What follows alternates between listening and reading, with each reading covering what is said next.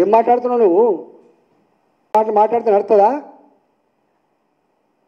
ఇవాళ మేము అంటున్నాం, చిన్నలే ఎక్కడో అమ్ముకొనిపోయా, ఎవడో బిల్లర్ కట్టే ఇవాళ మామూలు 5,000 రూపాయలకు 10,000 రూపాయలకు ఎవ్రీ మంత్ ఈఎంఐ కట్టుకుంటున్నాను, నువ్వు కూల్చేస్తా అంటున్నావు. ఏం నీ జాగిరా?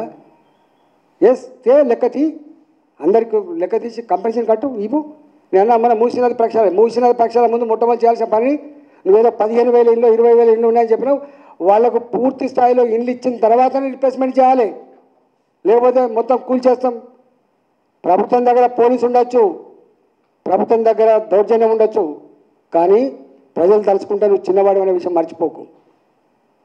నేను అంటున్నా, ఆ గవర్నమెంట్లో ఇవాళ సీనియర్ మంత్రులు ఉన్నారు, మరి ఆ ప్రభుత్వంలో ఆ పార్టీలో కార్యకర్తలు నాయకున్నారు, వాళ్ళకు కూడా అర్థమవుతుంది. మరి ఇవంతా జరుగుతుంటే రేవంత్ రెడ్డి గారే మొత్తం ఏదో చేస్తున్నానని చెప్పి అనుకుంటే, ధర్మాన్ని మోసేది ఆయన్నే అని అనుకుంటే మరి మీకు కర్మ, దానికి ఎవరేం చేయలేం. కానీ నేను 4 డిమాండ్ చేస్తున్నా. పేదల ఇళ్లను కూల్చివేస్తే ఖబర్దారని చెప్పి హెచ్చరిస్తున్నా.